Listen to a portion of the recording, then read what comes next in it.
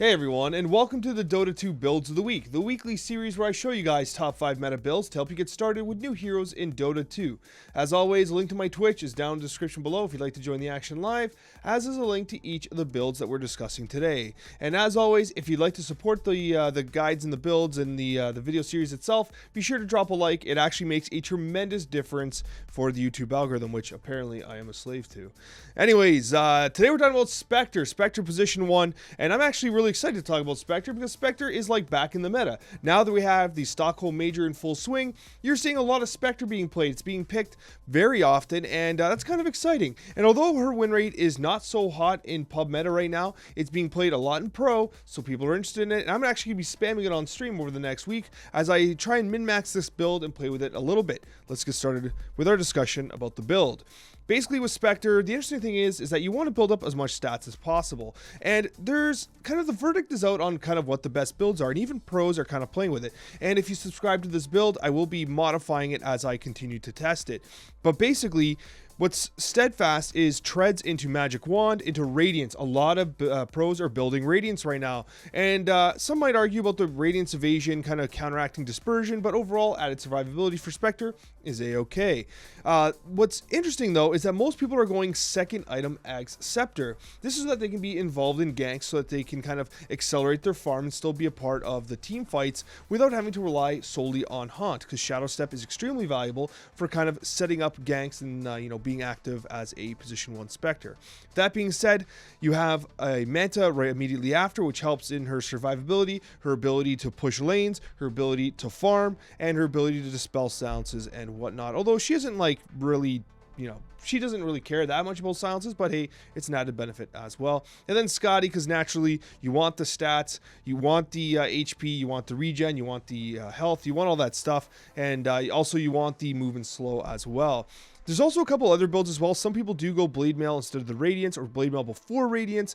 Often the next item here is often Abyssal Blade, because the damage block is kind of, it does not impact dispersion. The dispersion damage is taken into account before the damage block is applied, so that's fantastic as well. You also have builds that revolve around kind of this ganking build that you're not seeing a whole lot of right now, but Orchid, the idea of kind of comboing Orchid with Agnum Scepter so you can kind of solo kill, isolated heroes with good vision is pretty interesting as well. But regardless, I'm going to be testing Spectre a whole lot. I think this build is still being figured out, so I'm going to be continuously updating it. So I'll see you on Twitch, where I'm going to be experimenting live. I absolutely love it when the pro meta is in full swing, because heroes like Ember Spirit come flying back into it. And I mean that literally, because obviously the spirits have a lot of inherent mobility built into them, and they are incredible mid laners as well, and Ember Spirit is no exception. With that being said, Ember Spirit's also being played occasionally as a safe laner. It's not quite as common. He is a bona fide mid, although seeing him in safe lane is not all that uncommon, particularly in the pro meta, but in pubs he's generally being played as a mid. Let's talk about him quickly. Now, as with all spirits, he does have a little bit of a kind of learning curve, and this is actually a hero that I would like to practice more on. But regardless, he's a hero that has a lot of complexity to him, and fundamentally is a lot of fun to play. Basically, the way most pros are playing him right now is you are taking Flame Guard early. The reason for this is because not only does it allow you to kind of like push the wave in, but it also gives you that magic block, which can be extremely valuable, especially since a lot of the mid laners that are popular in the meta right now are magical based damage dealing mid laners. So the Flame Guard does provide a lot of kind of benefit there. Keep in mind, it doesn't block 100% of the damage. It blocks, I believe, 70%. I don't know if that's even listed here. It says absorbing a percentage. I believe it's 70% of the damage is absorbed. Don't quote me on that. Someone in the comments will know for sure. But anyways, regardless, and then you have Sleight of Fist as your value point into Searing Chains, and then you're focusing on Flame Guard. And the idea is that you utilize Flame Guard to protect yourself and push the wave in while you take the small camp at the same time. You are getting a bottle. You're extremely mobile with Fire Remnant, which allows you to take advantage of that. And you are going Magic Wand into Phase Boots. From there, you're taking Maelstrom. Maelstrom is perfect because it actually works together with Sleight of Fist. And then here is kind of where the choice goes, okay? And again, these builds are designed for players that are like learning Ember Spirit. There is, some modification to these builds from time to time, but Maelstrom works wonderfully with Sleight of Fist, allows you to clear waves very effectively, and obviously impacts, like each of these physical attacks has a chance to proc the Maelstrom active. Now, Sanjin Kai is interesting because although he is an agility core, You go Sanjin Kaya because of not only the spell amplification and the status resistance, but because it allows you to essentially tank up, right? It gives you additional strength, additional intelligence for that added mana pool. But more importantly, that spell amplification works well because Searing Chains, magical. Flame Guard, magical. And then your core item, which is Maelstrom into Mjolnir or Gleipnir, magical. And it does a tremendous amount of damage to it does a tremendous amount to improve the damage that Mjolnir and Gleipnir do. So it is extremely valuable from that perspective as well. But that being said, if you are against a lot of silences, you can opt to go with BKB before the Kaya Sanj, because Ember Spirit, like all the spirits, is very susceptible to silences and roots. So you want to be able to go BKB before Kaya Sanj, which is extremely valuable. And Manta is an option as well, but it is not frequently as built as these combination of items. From there, it is a luxury item, but Aghanim's Scepter is built almost uniformly with all Ember Spirits because it simply makes Fire Remnant such a viable option in every regard. It improves it in every conceivable manner. The speed at which it moves, the range at which it moves. It makes it so that Fire Remnant is a very legitimate, incredible tool for Ember Spirits to utilize. And then once you finish that there, you'll usually have one additional item to finish as you drop off your bottle and your magic wand, and the game will kind of determine what you want. You'll want to upgrade your Maelstrom to Gleipnir or Mjolnir, and you want to either get something like a Shiva's Guard, or you need the added survivability of a Lincoln Sphere, or you want that crazy damage of a Daedalus, or if you want to go a little earlier on, you could actually build a Deathso, but it's the Daedalus that people tend to go to, because Daedalus makes your Sleight of Fist menacing and capable of basically wiping out entire teams. That being said, Ember, a ton of fun to play, and if you're looking to challenge yourself at mid, he's a great hero and a great choice. I absolutely love it when a tried, tested, and true hero makes itself back into the meta, and during the Stockholm Major, we have seen a hero that almost got no play over the last year, and suddenly he's back, baby. And it's the Shard that has made him viable again. And we're talking about your boy DK Dragon Knight. He is absolutely fantastic right now. He's being played all over the place. He's being played mid. He's being played as an offlaner primarily, but he's a flex pick. You pick him. Is he offlane? Is he being played in mid? Where is he being played? Safe lane's the only place he's not being played. I've even seen him being played as a position 4, although that is extremely experimental.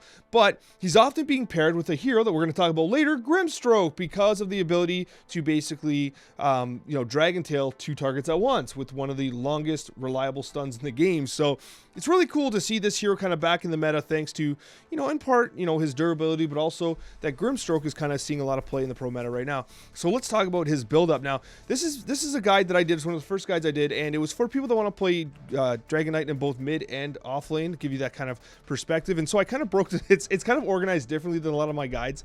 But anyways, the early game's still the same. You are going double bracer into Soul Ring boots. Now, I know this is a lot. If you want, you can skip one of the bracers. A lot of people are still going double bracers because it really solidifies Dragon Knight's early game timings. From there, once you get your treads, you are going dagger. Blink dagger into all of them. Some people are even finishing the Aghanim Shard before the Blink Dagger, and the reason for this is because, let's say you're a little bit behind, and you have the money at 15 minutes for the Aghanim Shard, and you can't afford a Blink Dagger. Some people are preferring that you get the Shard first, because then the Shard lets you farm significantly faster towards the Blink Dagger. The only issue is, of course, is you're kind of delaying your ability to team fight appropriately, because you need the Blink Dagger in order to land these Dragon Tails predictably. That being said, in any form, the Shard is absolutely mandatory. Despite it getting slightly nerfed, it is tremendously valuable for Dragon Knight right now. It is super good against other other mids and other heroes. Like, for instance, in mid, it's often being picked against TA because it just rips through refraction charges, right? It does a tremendous amount of AoE damage. It's super valuable. And basically the combo is you blink in, you stun, you drop the fireball, and then you breathe fire, and all of a sudden they're like, wow, I'm at half health and I'm ticking down still. So it's pretty awesome. It's pretty great to see. That being said, you want to go, if you're if you're mid, we're talking about offlane specifically, but you do go BKB into Ags because you want to carry.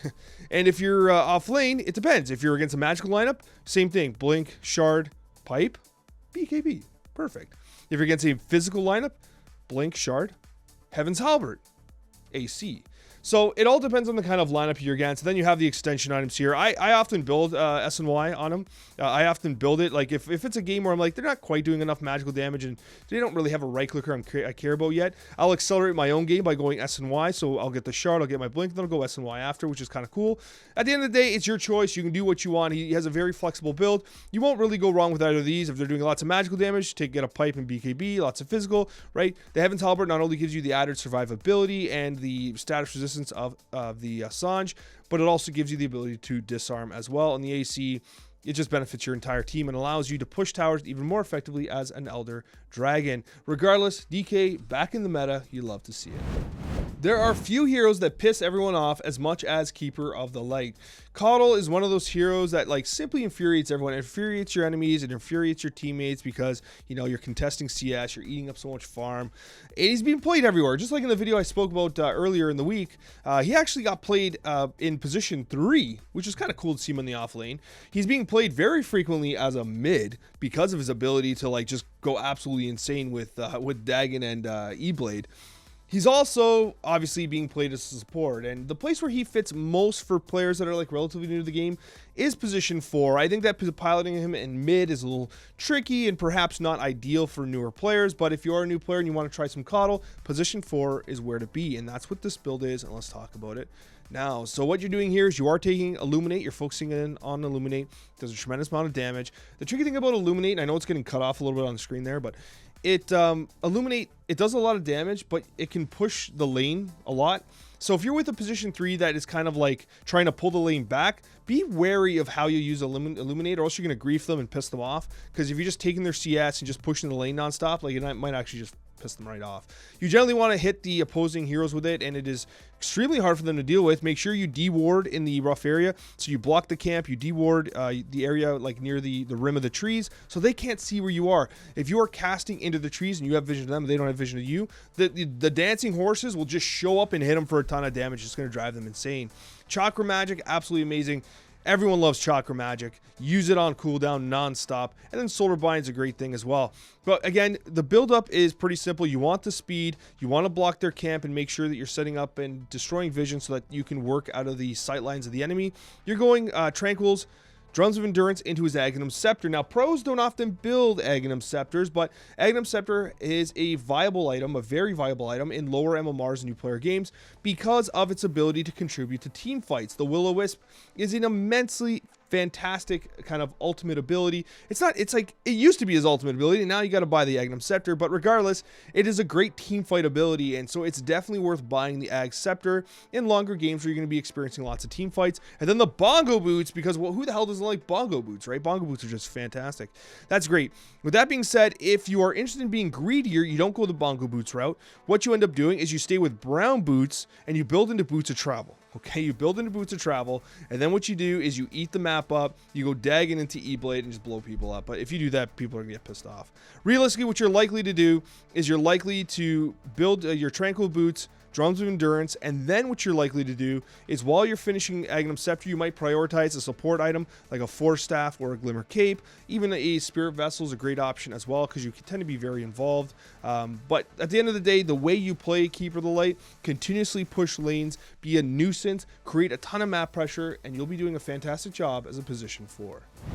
Alright, as I talked about prior, the pro meta with Stockholm Major is in full swing, and Grimstroke is back. And it's funny because people have been sleeping on Grimstroke for a long time. He's actually a lot of fun to play, and obviously everyone knows the value of Inkswell. Inkswell is absolutely fantastic. But what a lot of people did not really realize, what pros have really started to show, was that Inkswell, specifically with the Shard, the Aghanim's Shard, is essentially a save. So that is why you're seeing a lot of people picking up Grimstroke, and then they're kind of, okay, we got Grimstroke, and then they're putting a position 4 Doom in the game, which I covered in my prior video. And they're also playing with position 3 and 2 Dragon Knight because of the single target stuns, being able to kind of access Soulbind.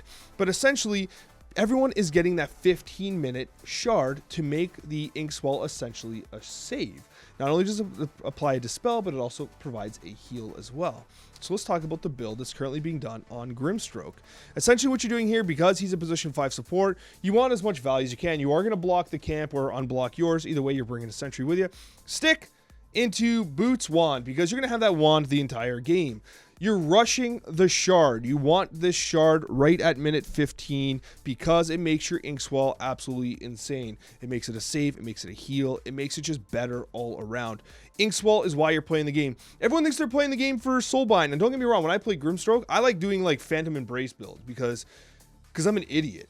But that is what I like doing. But the pros know better, and that's why they're pros, and that's why I'm 2K. And so anyways, what ends up happening is they focus in on ink swell and they focus on the shard, and it's obviously the correct choice. And then what you do is you disassemble your arcane boots, you make your Aether Lens, and then you make your tranquil boots. From there, you decide what the game requires, right? Do you go the bongo boots, which everyone loves, and I mean, I love too? Do you need a defensive item like a Ghost Scepter, a Force Staff, a Glimmer Cape? Do you have to get rid of silences like a Yule Scepter Divinity, right? Yule Scepter also allows you to set up Strokes of Fate, but I mean, that's kind of niche.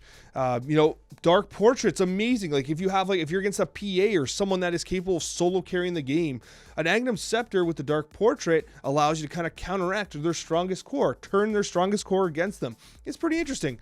And regardless, you know, the rest, blah, blah, blah. But Grimstroke right now, again, I don't mean to like keep saying and be repetitive, but it really does come down to pros are picking him for the shard and Inkswell. It really comes down to that. And the viability of Soulbind with various different abilities and ultimates.